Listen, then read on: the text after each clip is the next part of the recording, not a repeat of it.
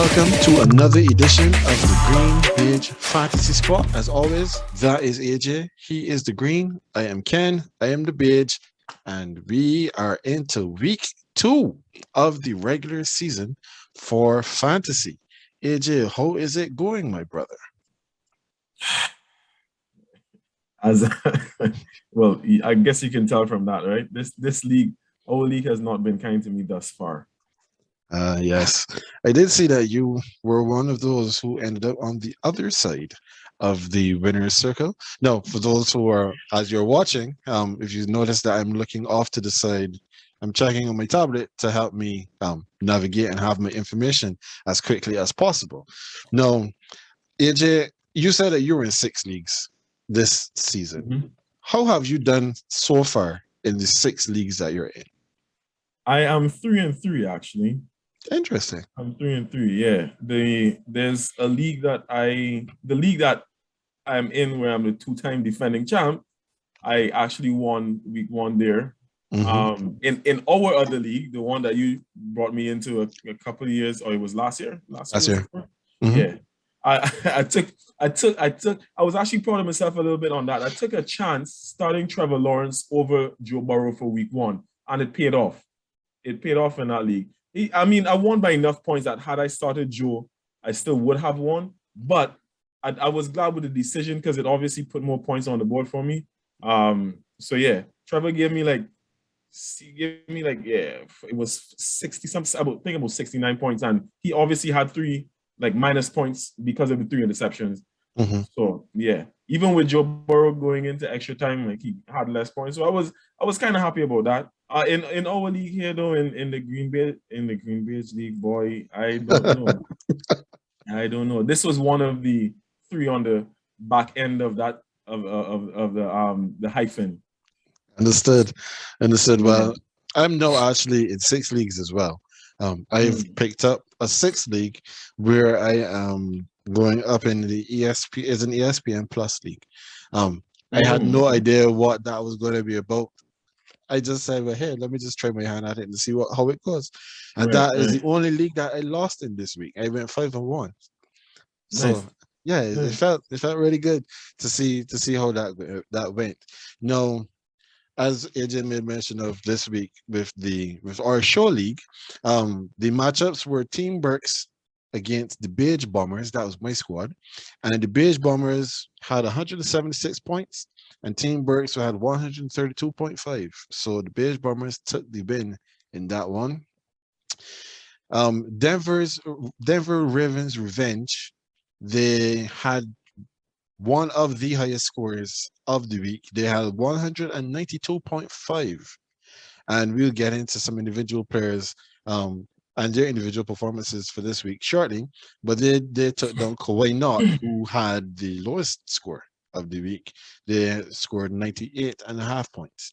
London Learners, they had the highest scoring of the week. They put up 208.5. And AJ, who did they beat? Hmm? Who did they beat? Who did the London Learners beat? Oh yeah, so they beat Ad Hawkinson, who are my team, Ah, yes. by Uh, almost by 100 points. It feels like 48.5 to 137. This yeah, is yeah. That was not happy reading there at all. And then Long Bay Bayonets, they beat Alberta Tyrant 154 to 117.5. And then the last one was actually a close one. Team Club Shea Shea, they pulled out the win by 3 points mhm. over Eckler and Cox. Cock? I'm not sure. Coach, One yeah, seven coach, yeah. 179.5 losing to 182.5. So AJ, this week we had some fantastic performances by some individual players.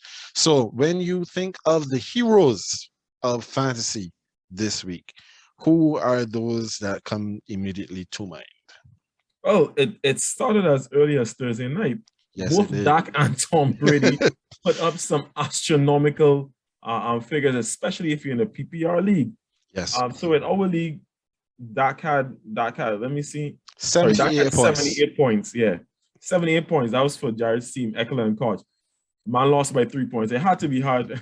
But I mean, he was playing Patrick Mahomes, so that was 72.5 on the other side. Obviously, that's another mention, but no one is really surprised when Patrick Mahomes puts up these kinds of points. Exactly. So, Yep. And then like Tom Brady, I do have Tom Brady in one of my leagues, and I took him because he was the best available at the time when I was looking for a quarterback. But even I, with all of his offensive weapons, was not expecting a 72 or 70 something pointer from Tom Brady, especially in the first game of the season. So things look kind of bright in my other league, but I guess here's for Denver Ravens revenge. Mm-hmm. Yeah, definitely. So our quarterback, it would be them. Mm-hmm. Some of the heroes. I'll tell you who wasn't, but you know what? No, I'll speak before I get into that because I have so much stuff to get off my chest. I have so much stuff to get off my chest. Okay, You can speak on some other positions. Okay, no problem. So at the wide receiver position, no, you made mention of the game that I had on Thursday. CD Lamb, 26 points. I don't think anybody really would have expected CD Lamb to be the one to get all of those points. You would expect that kind of production to come in from, I can see his face and his name is not coming, but their number one wide receiver, Amari Cooper. You would expect Cooper to be pulling in those kinds of points, but that CD Lamb puts up 26 points with 7 receptions, I had 104 yards.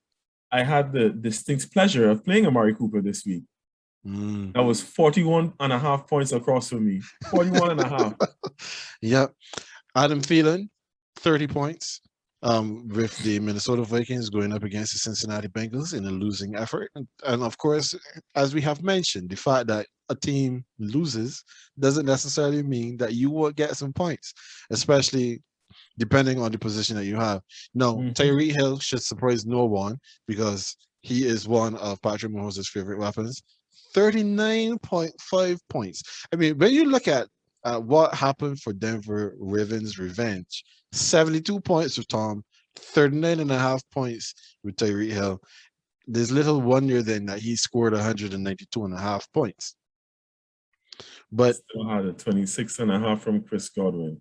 Yep. But I mean, London Learners, as I said, they were the top scorers in the league. So let's look at what they did. Kyler Murray, 65. Christian McCaffrey, 29. David Montgomery, we put you guys up on David Montgomery just last week. 23 points. Amari Cooper, 41 and a half. T. Higgins, he didn't score that high as might have been anticipated going into the game. 15 and a half. George Kittle, quiet game for him. 9.5 points. Harrison Butker, the kicker from Kansas City, 10 points. And then the punter from the Houston Texans, Johnston, 15 points. He literally had the week of all weeks, and unfortunately, you were up against the guy that had the best week in fantasy. But of course, the lowest score was George Kittle, and you know that's like an outlier. Yes, you know that's going to be an outlier. Yeah, and as you were talking about receivers, I must mention because I drafted Jamar Chase.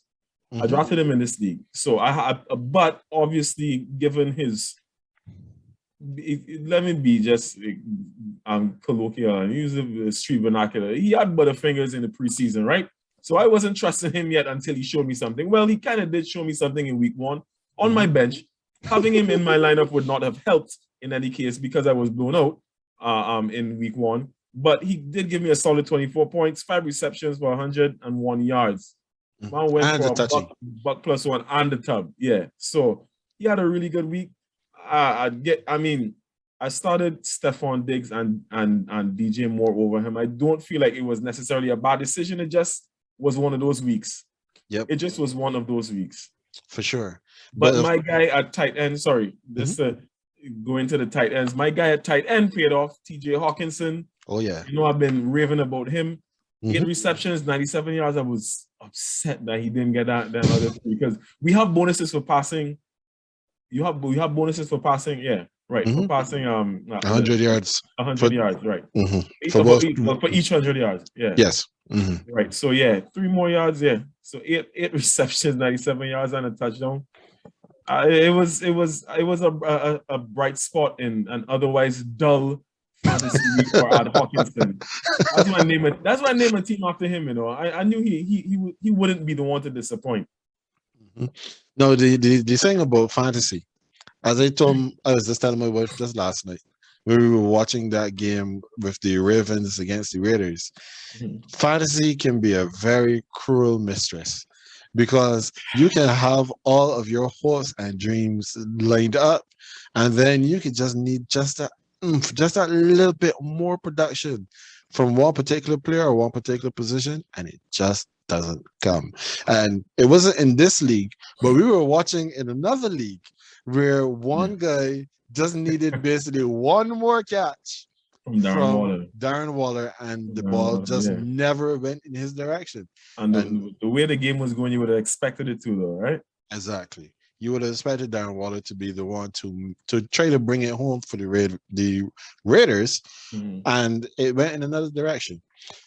No, what we talk about the heroes, then they're the goats. They're the ones that you put all your hope and trust into, and then they go out there and they lay an egg. AJ, well, I mean, I'll just get this out of the way, and then I'll give you the floor. Of Mhm. the goats for sure is everybody on the Packers, because the Packers offense did not show up at all. We had Aaron Rodgers, who nobody who has Aaron Rodgers in fantasy is not going to start him. And he gave you 133 yards and two interceptions, 16 and a half points in this PPR league. But if you were going standard scoring, he gave you 1.8. Oh, that's how much it was? Yeah, it was Yo, terrible. you cannot make this stuff up. I did not check his scoring in standard. I did not realize it was that low. That is insane. Yes, that was terrible. And then you And had most standard leagues are one QB, so I know whoever started him in a standard league has to be blue vex. Like they have to be is pissing vex right now. They're upset. yes. And let me just double check that number, because I know when I Mm. checked it, that's what it looked like, and it was laughing Mm. quite a lot. Right, it said 1.32. 1.32. 1.32. That was all Golly. all that was all he mustered. And then nobody's not going to start Aaron Jones. Let me see if I can find what Aaron Jones did He gave for me 4 points in our league. A whole four. A whole four. A square, a rectangle. 4 points in a PPR league. 9 stinking yards. I'm sorry. That's Yo, hilarious. Ken, and I drafted this man in more than one league. If you and obviously he's on. Boy, look, I'm so sorry. The Saints defense really did a number for everybody on the Packers. In Jesus, standard, boy. 4.2. He got 4.2 points in standard league, in standard scoring.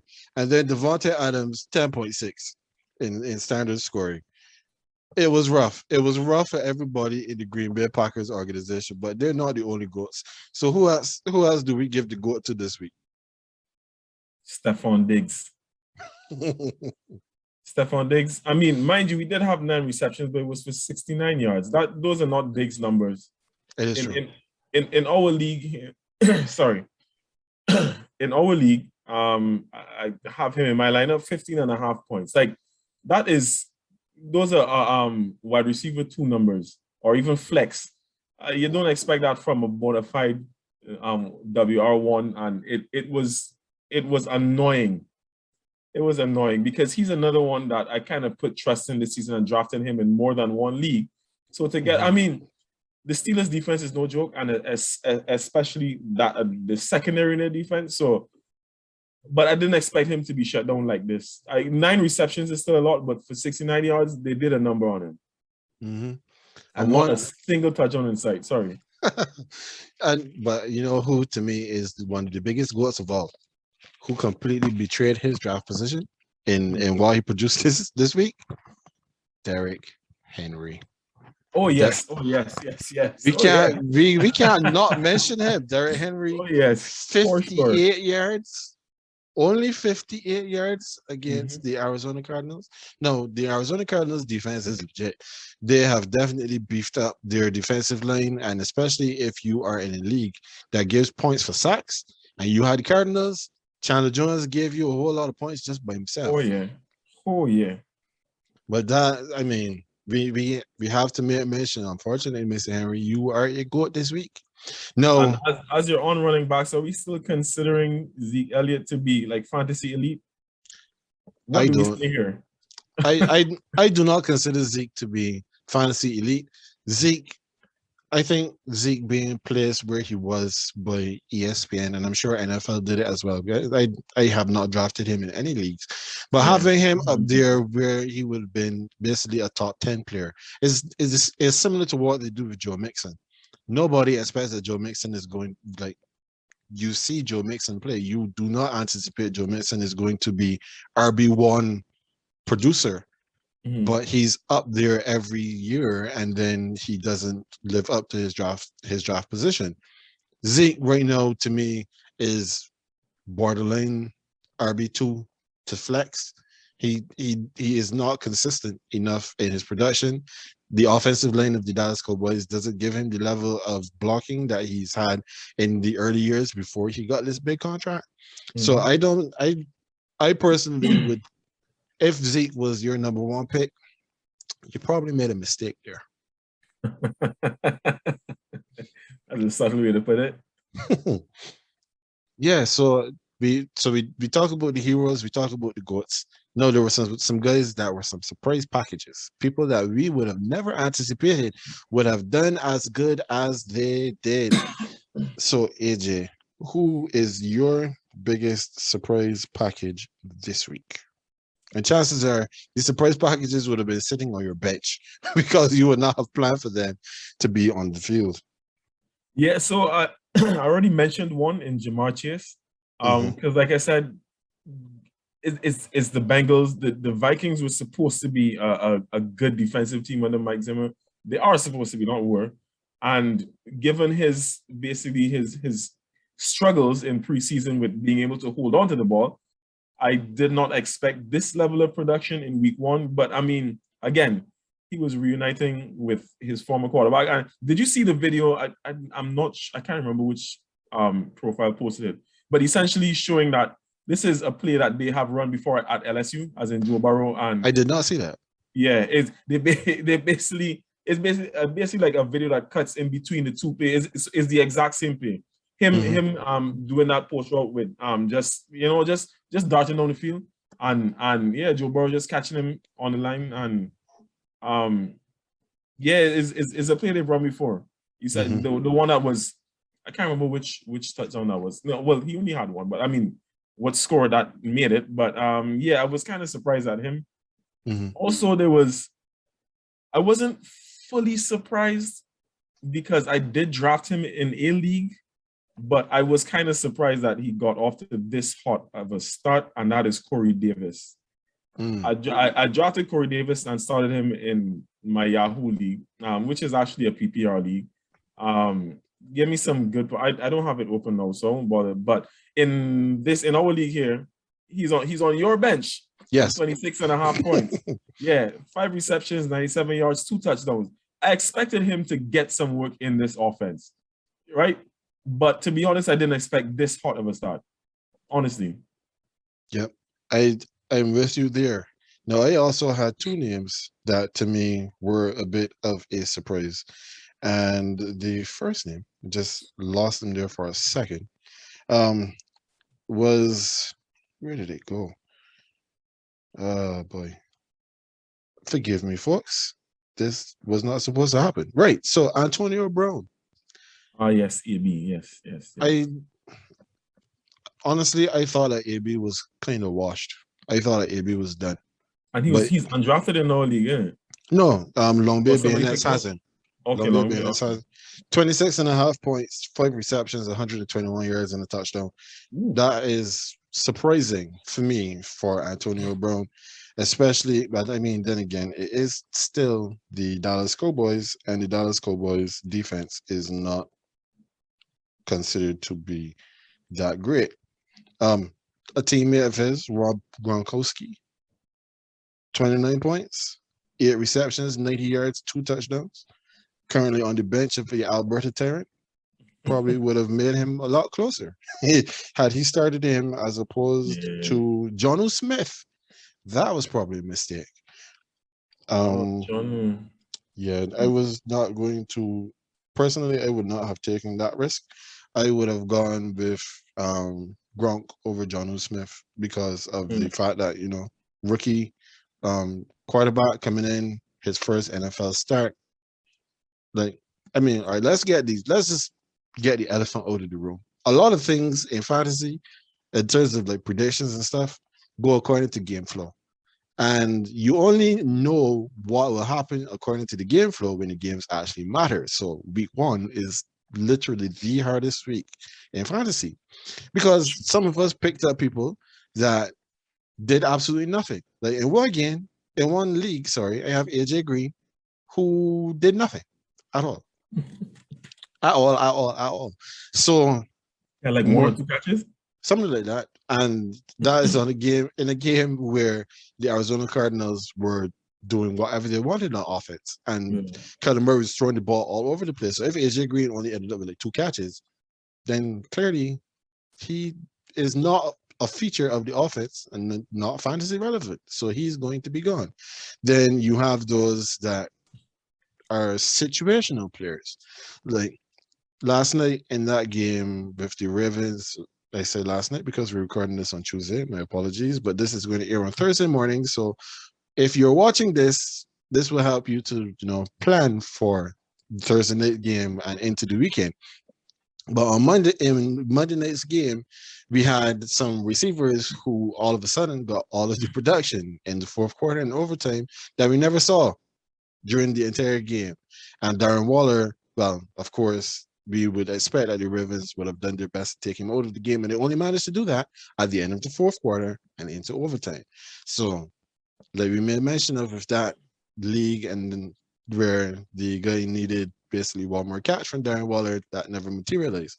So, as you're looking now into the next week, you do have some material. You do have some things that you can reference to Mhm. help you make a determination as to who to start and who to sit and who maybe you need to get rid of and who you should probably bring in for this week upcoming. So now, of course, with football, there's always injuries.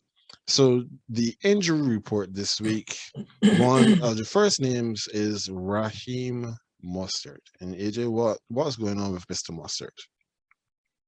Nothing out of the ordinary, sad to say. And I just need to correct myself because just now when I was talking about Jamar Chase, I think I said he ran a post route. It was a go route. I don't know why post came to mind. It was just a simple go route, but yeah, I'll try to look for that video and send it to you. Though it was really nice. But yeah, with regards to Raheem Mostert, I'm not surprised, and I don't want to come across as like being pejorative or just sounding real bad about the guy generally, but I kind of did not expect Mostert to be fit for the entire season, which is why I stayed away from him in every single format and draft that I've been in for the season. I'm kind of not surprised that he broke down at some point. It is a bit early. I do wish him all the best in recovery. Honestly, hate when guys get injured and it could potentially jeopardize their money. But I'm just not surprised. I'm not surprised. Yeah, Mostert was the starting, or he was scheduled to be the starting running back for the Mm-hmm. San Francisco 49ers, and he is now done for the year with a knee injury. In addition to him being done for the year, we have a couple of wide receivers that are out for a little while. They're going to be out for at least 6 weeks. The first one is Michael Gallup, who is definitely the third wide receiver in the Dallas Cowboys setup. In a lot of cases, they treat him as if he is the stepchild because he just gets a lot of the scraps. He doesn't get the level of production that you would have expected when he was drafted and brought into the league. And then, of course, CD Lamb has come in and completely usurped his position. But he is out for about 6 weeks. The Yeah. earliest that he is expected to be back is, I think, week 8. He's out until maybe the end of October. And then Jerry Judy, he also suffered a high ankle sprain, and he is also on short-term IR. He is out now for the next 6 to 8 weeks. So if you have those guys on your team, as if you have IR slots and you really want to keep them, then you can probably stash them there until they are eligible to return. If not, then they belong on your bench at the most and probably back on the waiver wire if you do need to pick up somebody else. So, AJ, now that we have talked about what happened last week, let's quickly look ahead before we get out of here this week to the who do we believe we should start, or who are good candidates to start, and who are candidates that should sit this week for fantasy. Well, if I'm going to start with my team, despite what happened last week, when the Packers absolutely wet the bed, last week meaning week 1, sorry, when the Packers absolutely wet the bed against your Saints, I am going to start Aaron Jones against this Detroit Lions defense. I'm not convinced by the Lions as yet. They gave up 41 points. 41 points. You know what? They played the Niners. I didn't check to see exactly how the other Niners running backs fared in that game, but and they gave him 41 points is not only that, and we know it's Jimmy Garoppolo that was there. He wasn't throwing the ball all over the field for the entire game. It's Jimmy Garoppolo. Yep. So we know that the running game has something to do with it. So I'm definitely going to keep Aaron Jones in my lineup. The one bad week, the Saints defense is really good. So I'm not going to worry about that. He's definitely a start. Definitely a start. And with Jerry Jeudy being down, one change I may look to make in my team, I have DJ Moore playing against your defense. No, that's not going to happen. DJ Moore will be relegated to my bench. What I may do instead is, and Jamar Chase against the Bears, I don't know about that. What I may do, though, is Cortland Sutton. Actually drafted him. So this is an old league I'm talking about, right? Yes. So I have him on my bench, and with Jerry Jeudy going down, it could mean that he ends up getting a lot of that. Not as if he wasn't already going to be the number 1 receiver on the team, but you know, there are more targets to go around now that Jerry's out. And they're playing Jacksonville, so I'm definitely going to put him in. I think he will be a solid start for this week. All right. So those are some good names that for those who have him or have those players, you can definitely take a look at that. Now, for me, someone who I'm taking a bit of a side eye at is Najee Harris. No, that was just one game, and Buffalo's defense is pretty stout, but Pittsburgh's running offense is a cause for concern. It is. So I am not sure yet if I will be looking to start Najee. No, it's not as if to say that my options on the bench are fantastic, because Melvin Gordon, he had a really good game this week against the New York Giants, but that was merely built off the bat of one extremely long run for a touchdown. He is projected to have 13.3 points this week. So Najee is, for comparison, is a whole touchdown ahead, 20.3 points. So maybe I still start Najee there. Allen Robinson with the Chicago Bears, he had a very not good game this week as well. So I'm keeping the faith with Allen Robinson. I'm pretty sure that he is going to, hopefully, he's going to come good for me this week. No, of course, as you made mention, one of the things that you have to consider is who these players are going up against. So anybody, especially like a running back that's going up against the Steelers defense, maybe that might not be the direction that you want to go. The Saints, their defense has been stout, so all skill positions players on the opposing teams, beware. That's something that you might probably want to take a closer look at. But for sure, if you have some of these fantasy studs like Darren Waller clearly is the favored target for his quarterback. And we have seen also that Derek Carr, he has been rostered a little bit more. He's had a bump up from where he was last week in terms of the number of teams that have him rostered. He has 71.5 points. If your quarterback, especially if you had Ryan Fitzpatrick, that was another name that we missed in our injury report. He is out with a dislocated hip, and he is down for at least the 6 weeks on the short-term IR. So if you don't have a quarterback, Derek Carr may be available still in your league, and you can't go wrong with looking at him. Also, I can't. The Chargers play who in week 2? The Chargers. We were talking about that game. Is it the Cowboys? Yes, the Chargers are Chargers, up Cowboys. against. No, they're up against.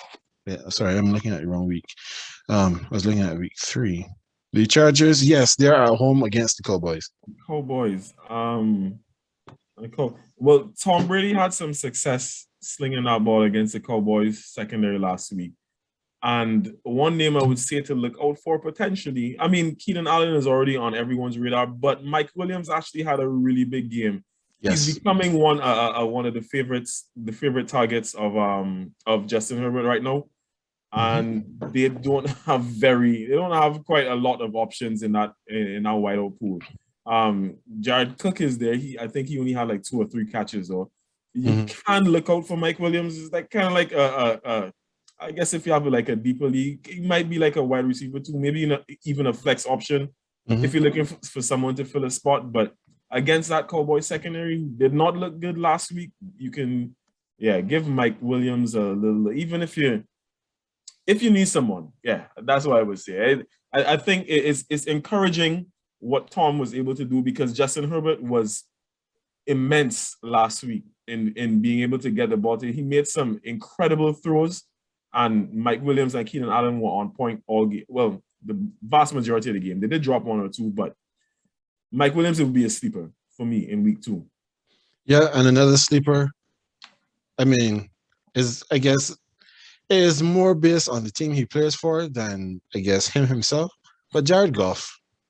Jared Goff would be somebody that you should probably take a look at, especially if you do need some quarterback help this week. They're playing against the Packers. The Packers defense did not look that strong against the Saints. Yes, they were able to keep Alvin Kamara under 100 yards in rushing, but he still had over 100 yards total. He was able to be very productive. DeAndre Swift should then also be an option that you should consider. And then when you take a look at what Goff was able to do against what was supposed to be one of the better defensive units in the San Francisco 49ers, you should be feeling pretty good about him going up against that Green Bay secondary this week. All right, AJ, I think that is a good spot for us to leave it this week. Of course, we are going to be making our picks for the games, for the primetime games, our primetime pick'em. This week, we went 2-1 because we both picked the same picks. I'm not sure if that repeats itself again this week, because this week we have the Giants and the Washington football team, the Chiefs and the Ravens, and the Lions and the Packers. So maybe we have one different pick this week. Anyhow, that brings us to the end of the fantasy spot. And of course, like, subscribe, hit the bell, make sure you know whenever an episode drops. You can reach out to us on Instagram and on Twitter at GreenBeige, and our handles, as always, will come up right next to our names. So, for another week of Fantasy Spot, that is AJ. He is the Green. I'm Ken. I am the Beige, and we will see you next time.